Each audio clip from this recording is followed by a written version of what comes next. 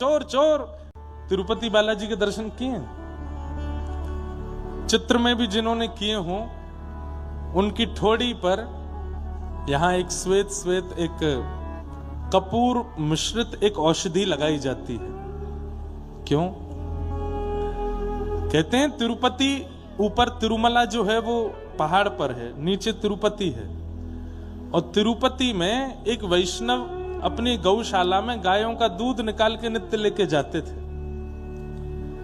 पैदल चढ़ के इतने भारी दूध के उन पात्रों को कंधे पर लाद के ऊपर लेके जाते और श्री वेंकटेश भगवान को दूध का भोग, जो भी सामग्री बनती या घी भी निकलना हो, छाछ बननी हो, मक्खन निकलना हो, सब उसी दूध से होता था। इतनी संख्या में दूध लेकर के नीचे से जाते। ठाकुर जी ने उनसे एक बार प्रकट होकर के कहा, देखो हमें तुम्हारी गैयाओं का निकला हुआ दूध बहुत प्रिय लगता है, पर तुम इतनी मेहनत करके ऊपर आते हो, ये मुझसे देखा नहीं जाता। तो बोले क्या करूं? बोले तुम मत आया करो, अब मत आया करो, हम अपनी व्यवस्था ऊपर कर लेंगे। हम वेंकटाधिपति हैं, लक्ष्मीपति हैं, कहीं ना कहीं से हमारी व्यवस्था हो जाएगी, आप ऊपर मत आया करो। तो वो जो ग्वारिया थे ना, उनके नेत्र सजल हो गए। बोले अच्छा, तो मतलब अब मेरी जगह किसी और को बैठाने वाले हो, मुझको परिवर्तित कर रहे हो, सेवक बदल रहे हो।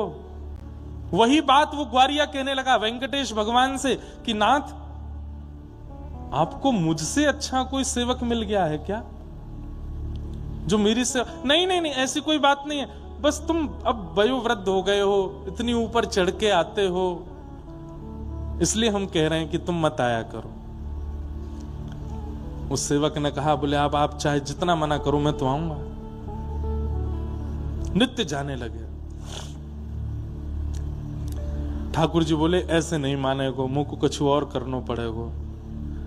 सो रात्रि में ठाकुर जी एक ग्वारिया का रूप बनाते, ऊंची धोती पहन करके, सिर पे स्वाफा बांध के और अपना मुंह ऐसे ढक करके ठाकुर जी ग्वारिया बन के जाते।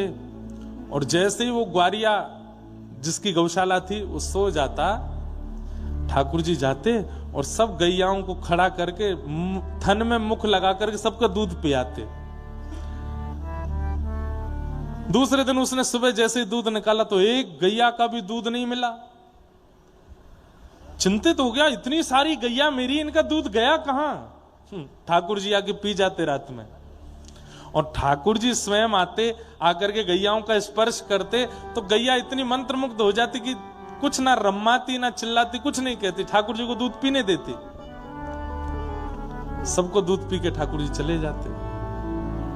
हाँ हाँ, एक दिन निकला, 2 दिन निकले,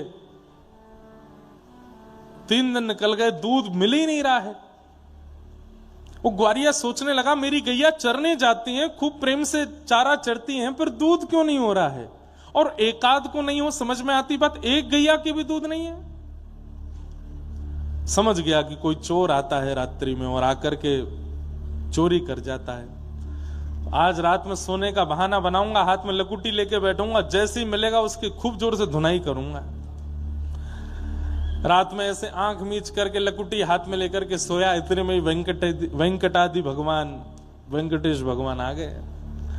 आ करके जैसे ही थन से मुख लगा करके पीने लगे, देख लिया इसने, जैसे ही लाठी लेकर के पीछे दौड़ा, लकुटी लेकर, रुक जा चोर चोर चोर, मेरी गैयाओं का दूध पीने आता है। ठाकुर जी वहां से बेचारे जैसे तैसे भागे।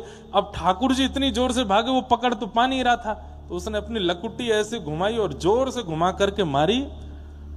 ठाकुर जी उसी समय पीछे देख रहे थे कि ज्यादा पास तो नहीं आ गए, इतने में लकुटी आकर के यहीं लगी ठोड़ी पे। ठाकुर जी जैसे तैसे वहां से भाग करके ऊपर जाकर के खड़े हो गए तिरुपति भगवान। अब आज दूध मिल गया उसको, दूध निकाला, कंधे पे लाद करके ऊपर आया, बाहर से ही बोलता आ रहा है, क्षमा कर देना भगवान, 3 दिन आपको दूध नहीं दे पाया। अरे एक चोर मेरी ग्वारिया गौशाला में घुसे आया था और उसके आज मैंने उसके अच्छे से, पता नहीं कहीं तो उसके टूटे होंगे हाथ पांव, ऐसी जोर की लकुटी घुमा के मारी थी। अब याद रखेगा, जीवन में कभी दूध पीने नहीं आएगा। ठाकुर जी मंद मंद मुस्कुरा रहे थे, बोले अच्छा। उसने आकर के प्रणाम किया, दूध भोग सामने रखा। जैसे ठाकुर जी की झांकी देखी, ठोड़ी में से रक्त निकल रहा था, नेत्र सजल हो गए, घबरा गया। बोले जय जय, ये आपको किसने मारा? ये इतनी श्रम कैसे हुआ आपकी थोड़ी पे? भगवान बोले छोड़ो, अब रहने दो, क्या बताएं? नहीं नहीं बताओ। वो इंद्र भी हो, मैं जाकर के खींच के लाऊंगा उसको, किसने मारा आपको बताओ। ठाकुर जी बोले रहने दो, मत पूछो। भगवान एक बार नाम तो लीजिए आप उसका, कौन व्यक्ति है? तिरुपति का है, तिरुपति तिरुमला का है। तो ठाकुर जी बोले अच्छा, हमारे नगर के किसी व्यक्ति ने ऐसा किया? नाम बताइए आप, तुरंत नाम बताइए। ठाकुर जी बोले वो खंभ में जाके देखो, वहां उसका नाम लिखा है। उस खंबे में प्रतिबिंब लगा था, शीशा लगा था। उसने जाकर के देखा, तुम्हारा नाम वाम तो नहीं, उसी का शक्ल दिखने लगी। कहाँ है भगवान? यहां तो कोई नहीं। बोले कुछ दिख रहा है? बोले ये तो प्रतिबिंब है, इसमें मैं ही दिख रहा हूं। बोले हाँ, इसने ही मारा है। ठाकुर जी बोले इसने ही मारा है। चरणों में गिर गए, रोने लगे। बोले नाथ, मैंने ऐसा नहीं किया। बोले 3 दिन से चोर आ रहा था? बोले हाँ। बोले तुमने एक बात विचार नहीं की? बोले क्या? हजारों गायों का एक व्यक्ति दूध कैसे पी सकता है? हजारों गायों का एक व्यक्ति दूध पी सकता है? नहीं। हजारों गायों का दूध कौन पी सकता है? केवल परमात्मा पी सकते हैं। तो बोले वो चोर कोई और नहीं, हम ही आए थे। तुम हमारी बात नहीं मान रहे थे, रोज ऊपर लेकर के दूध चले आते हो तिरुपति में। अब तुम नहीं माने तो हमने सोचा कि ऐसा क्या करें कि तुमको आना ना पड़े, हम ही नीचे आके गैयाओं का दूध पी जाते थे। पर आज तुमने ऐसी सेवा करी हमारी, है इतनी जोर से लकुट्टी मारी। चरणों में गिर गए।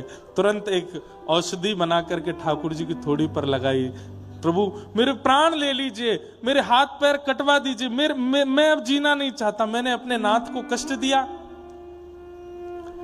ठाकुर जी बोले नहीं, अब तुम्हारी याद में जब तक पृथ्वी पर मेरा ये धाम तिरुपति विराजमान है, मैं नित्य इस औषधि को यहां लगाऊंगा ताकि तुम्हारी याद रहे। कुछ मांग लो, मैं तुमसे बहुत प्रसन्न हूं। तब उस भक्त ने क्या मांगा कि नाथ, सेवा करना मेरा अधिकार है, वो अधिकार मुझसे छीनिए मत। नित्य दूध निकालना, पात्र में रखना, चढ़ करके अब लाद के ऊपर लाना, आपको लगता है कि मुझे बहुत श्रम होता है, पर मुझे श्रम नहीं होता है। वो मेरा सौभाग्य है, मेरा अधिकार है। मैं कुछ नहीं जानता, केवल कम से कम एक गुण मेरे पास है, दूध निकाल के आपकी सेवा में लाना। वो मुझसे मत छीनिए नाथ, और मुझे कुछ नहीं चाहिए।